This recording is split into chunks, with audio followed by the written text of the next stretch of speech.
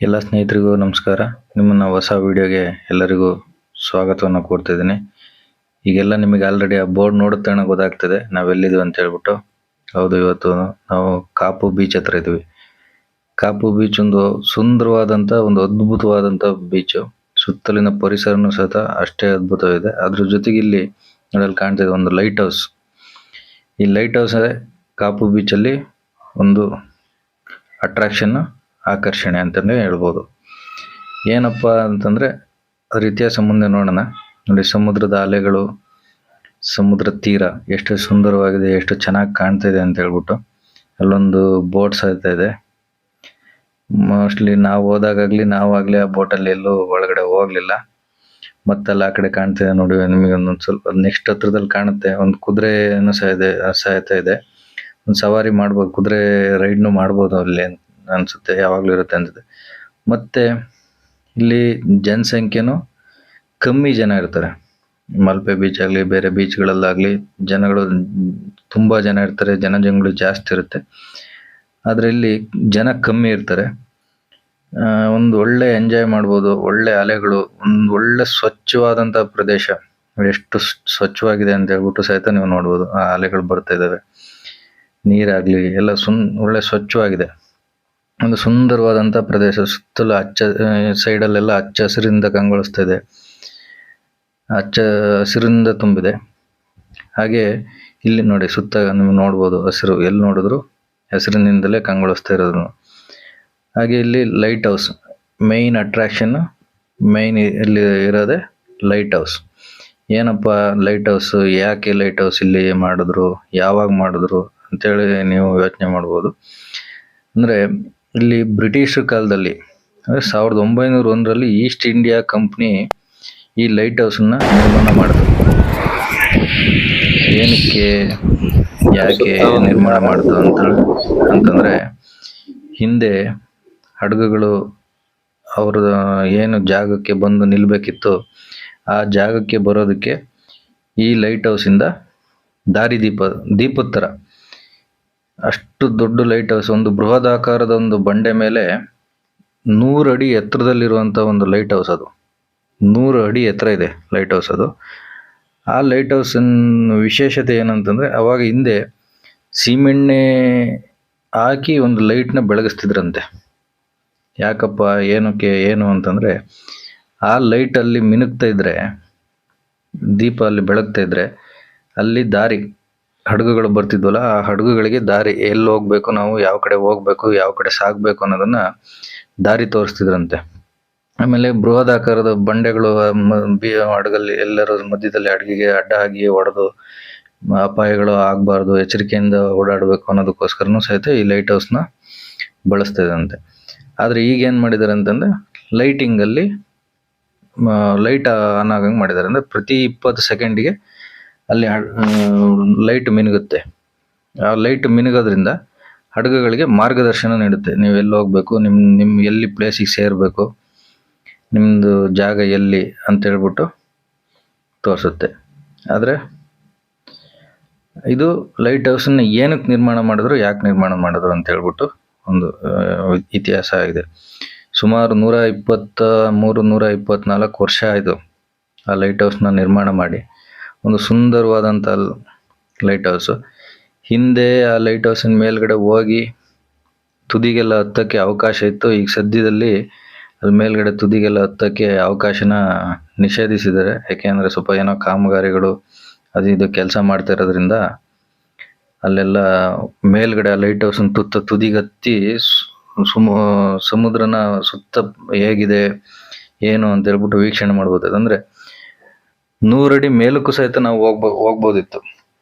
100 ಅಡಿ ಮೇಲೆ ಹೋಗಿ ನಿಂತ್ಕೊಂಡು ಅಲ್ಲಿ ಹೇಗಿದೆ, ಅಲ್ಲಿ ಸುತ್ತ ಈ ಸಮುದ್ರ ಹೆಂಗೆ ಕಾಣುತ್ತೆ, ಏನು ಎಲ್ಲ ನೋಡ್ಬೋದು. ಅಂದರೆ ಏನು, ಇವಾಗ ನಾವು ದ್ರೋಣ ಹಾರಿಸ್ತೀವಲ್ಲಪ್ಪ, ಆ ಥರ ಸುತ್ತಲೂ ಸಹಿತ ಅಲ್ಲಿ ಮೇಲೆ ನೋಡ್ಬೋದಿತ್ತು. ಅಷ್ಟು ಸುಂದರವಾದಂಥ ಒಂದು ವ್ಯೂನ ನೋಡ್ಬೋದಿತ್ತು. ಈಗೇನೋ ಕಾಮಗಾರಿ ನಡೀತಿರೋದ್ರಿಂದ ಅಲ್ಲಿ ಸ್ವಲ್ಪ ಕೆಲಸಗಳಿಂದ ಅಲ್ಲಿ ಮೇಲ್ಗಡೆ ಹತ್ತೋದಕ್ಕೆ ತಡೆ ಹಿಡಿದಿದ್ದಾರೆ.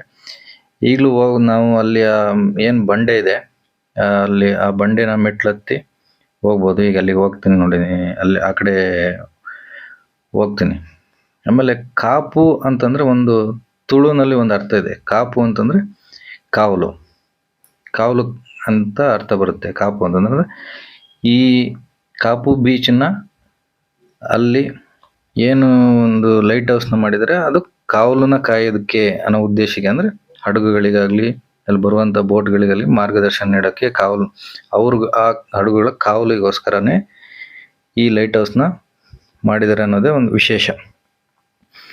ಹಾಗೆ ಈ ಕಾಪು ಬೀಚು ನೀವು ಉಡುಪಿಯಿಂದ ಈ ಕಾಪು ಬೀಚಿಗೆ 13 ಕಿಲೋಮೀಟರ್ ದೂರ ಆಗುತ್ತೆ.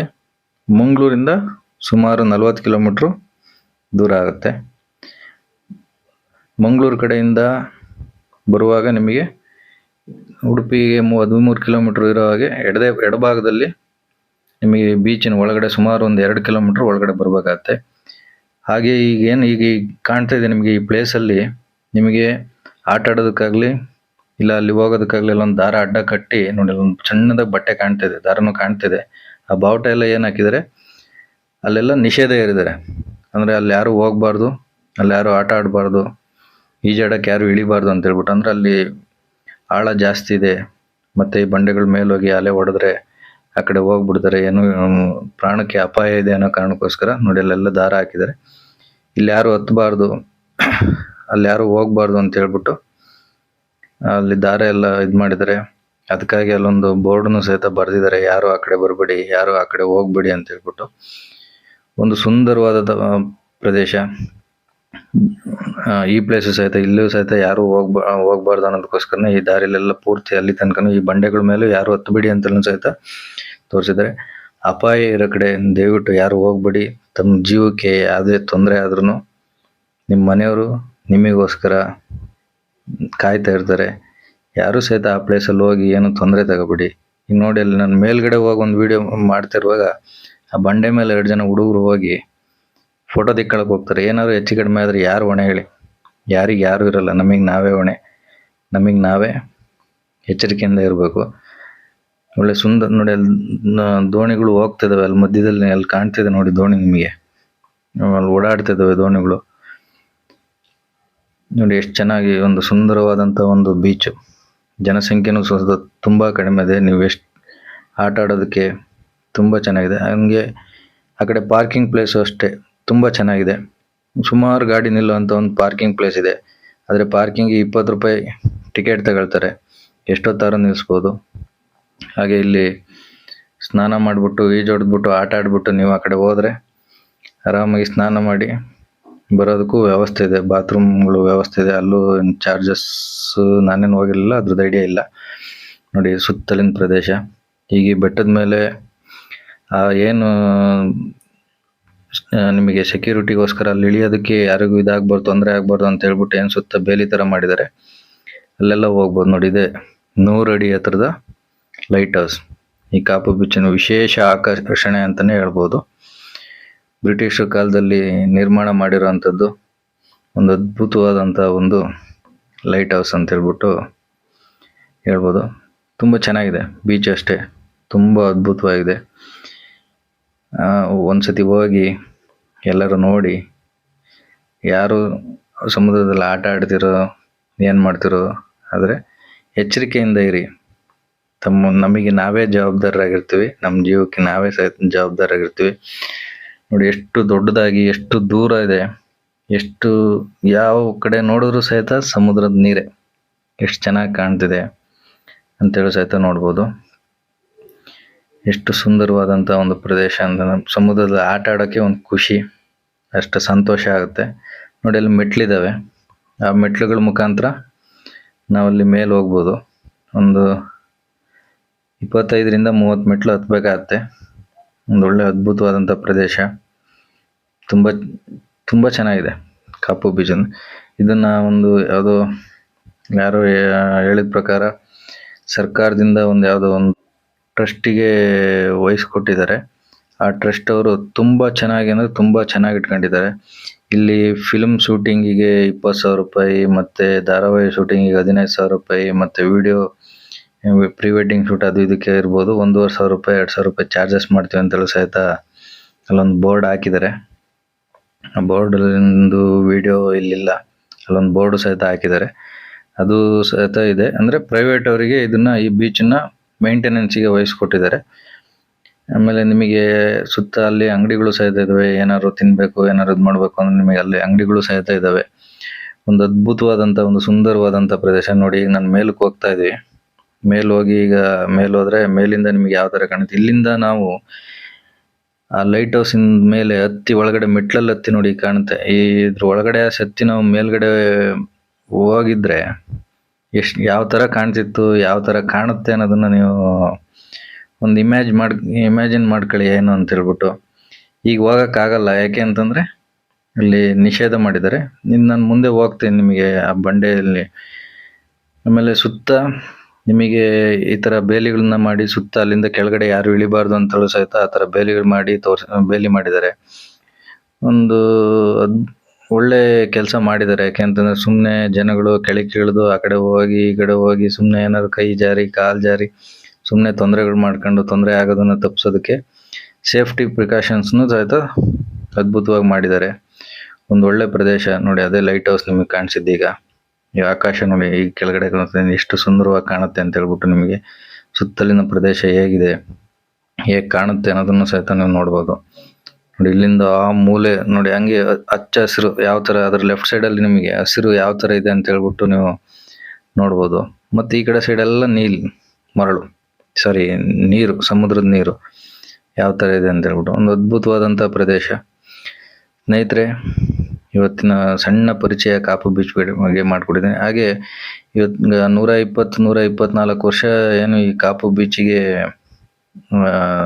ಆ ಕಾಪು ಬೀಚಿನ ಲೈಟ್ ಹೌಸ್ಗೆ ತುಂಬಿರೋ ಒಂದು ಉದ್ದೇಶಕ್ಕೆ ಅಂಚೆ ಇಲಾಖೆಯವರು ಅಂಚೆ ಚೀಟಿಯನ್ನು ಸಹಿತ ಬಿಡುಗಡೆ ಮಾಡಿದ್ದಾರೆ. ಈ ಮೂಲಕ ಕಾಪು ಬೀಚು ಇತಿಹಾಸದ ಪುಟದಲ್ಲಿ ಶಾಶ್ವತವಾಗಿ ಉಳಿಯುವಂತೆ ಅಂಚೆ ಇಲಾಖೆಯವರು ಮಾಡಿದ್ದಾರೆ. ಹಾಗೆ ದೇಶದಲ್ಲಿ ಇನ್ನಷ್ಟು ಜನಪ್ರಿಯತೆಯನ್ನು ಸಹಿತ ಅಂಚೆ ಇಲಾಖೆಯವರು ನಮ್ಮ ಕಾಪು ಬೀಚ್ಗೆ ತಂದುಕೊಟ್ಟಿದ್ದಾರೆ ಅಂತ ಹೇಳ್ಬೋದು. ಅದು ಒಂದು ಖುಷಿಯಾದಂಥ ವಿಷಯ. ಸ್ನೇಹಿತರೆ, ಇಷ್ಟು ಮಾಹಿತಿಯನ್ನು ನಿಮಗೆ ನೀಡ್ತಾ ಇವತ್ತಿನ ವಿಡಿಯೋನ ನಾನು ನಿಮಗೆಲ್ಲರಿಗೂ ಖುಷಿಯಾಗಿದೆ, ನಿಮಗೆಲ್ಲರಿಗೂ ಒಂದು ಇನ್ಫಾರ್ಮೇಶನ್ ಚೆನ್ನಾಗಿ ಸಿಕ್ಕಿದೆ ಅಂತ ತಿಳ್ಕೊಂತ ಒಂದು ವಿಡಿಯೋನ ಮುಗಿಸೋದಕ್ಕೆ ಹೋಗ್ತಿದ್ದೀನಿ. ಯಾರ್ಯಾರು ನಮ್ಮ ಚಾನಲ್ನ ಹೊಸದಾಗಿ ವಿಡಿಯೋನ ನೋಡ್ತಿದ್ರ ಅವರೆಲ್ಲ ದಯವಿಟ್ಟು ನಮ್ಮ ಚಾನಲ್ನ ಸಬ್ಸ್ಕ್ರೈಬ್ ಮಾಡಿ. ಹಾಗೆ ನಮ್ಮ ಚಾನಲ್ ಸಬ್ಸ್ಕ್ರೈಬ್ ಆಗಿರೋರು, ವಿಡಿಯೋ ನೋಡ್ತಿರೋರು ಲೈಕ್ ಮಾಡಿ, ಹಾಗೆ ಕಾಮೆಂಟ್ ಮಾಡಿ, ಹಾಗೆ ನಮ್ಮ ಚಾನಲ್ನ ನಿಮ್ಮ ಸ್ನೇಹಿತರಿಗೆ, ನಿಮ್ಮ ಎಲ್ಲರಿಗೂ ಶೇರ್ ಮಾಡಿ ಅಂತ ಹೇಳ್ತಾ, ಹಾಗೆ ಹೊಸದಾಗಿ ನೋಡ್ತಾ ನೋಡೋರು ಚಾನಲ್ನ ಸಬ್ಸ್ಕ್ರೈಬ್ ಮಾಡಿ. ಹಾಗೆ ಪರಿಸರವನ್ನು ಉಳಿಸಿ ಬೆಳೆಸಿ ಮುಂದಿನ ಪೀಳಿಗೆಗೂ ಪರಿಸರವನ್ನು ಉತ್ತಮವಾಗಿ ಇರೋ ಹಾಗೆ ನಾವೆಲ್ಲರೂ ಕಾಪಾಡಬೇಕು ಅಂತ ಹೇಳ್ತಾ, ನಿಮಗೆ ಸುತ್ತಲಿನ ಪ್ರದೇಶ ತೋರಿಸ್ತಿದ್ದೀನಿ. ಹಸಿರು ಹೇಗಿದೆ, ಎಷ್ಟು ಚೆನ್ನಾಗಿದೆ ನೋಡಿ. ಎಷ್ಟು ಗಾಳಿ ಅಷ್ಟೇ, ಅದು ಸ್ವಲ್ಪ ಬಿಸಿ ಗಾಳಿ ಬರುತ್ತೆ ಅಲ್ಲಿ, ಯಾಕೆಂದ್ರೆ ಅಲ್ಲಿ ಆ ಕಡೆಯಿಂದ ಮರಳಾಗಿರ್ಬೋದು, ನೀರಿನ ಇದ್ರಲ್ಲಾಗಿರ್ಬೋದು. ನೋಡಿ ಯಾವ ತರ ಕಾಣ್ತಿದೆ ಮೇಲಿಂದ. ಇನ್ನು ನಾವೇನಾದ್ರು ಲೈಟ್ ಹೌಸ್ ಮೇಲೆ ಹೋಗಿ ಅಲ್ಲಿಂದ ವಿಡಿಯೋ ಕವರ್ ಮಾಡಿದ್ರೆ ಯಾವ ತರ ಕಾಣುತ್ತೆ ಅಂತೇಳಿ ನೀವು ಒಂದು ಥಿಂಕ್ ಮಾಡ್ಬೋದು. ಸದ್ಯಕ್ಕೆ ಅಲ್ಲಿ ಹೋಗೋಕ್ಕೆ ಅವಕಾಶ ಇರಲಿಲ್ಲ. ನೆಕ್ಸ್ಟ್ ಏನಾದ್ರು ಅವಕಾಶ ಸಿಕ್ಕರೆ ಅದನ್ನು ಸಹಿತ ನಿಮಗೆ ತೋರಿಸ್ತೀನಿ. ಸ್ನೇಹಿತರೆ, ಎಲ್ಲರೂ ನಮ್ಮ ವಿಡಿಯೋನ ಲೈಕ್ ಮಾಡಿ, ಶೇರ್ ಮಾಡಿ, ಹಾಗೆ ನಮ್ಮ ಚಾನಲ್ನ ಸಬ್ಸ್ಕ್ರೈಬ್ ಮಾಡಿ ಅಂತ ನಿಮಗೆ ಮತ್ತೊಮ್ಮೆ ಹೇಳ್ತಾ ಇವತ್ತಿನ ವಿಡಿಯೋನ ಮುಗಿಸ್ತಾ ಇದ್ದೀನಿ. ಧನ್ಯವಾದಗಳು ಸ್ನೇಹಿತರೆ. Thank you so much.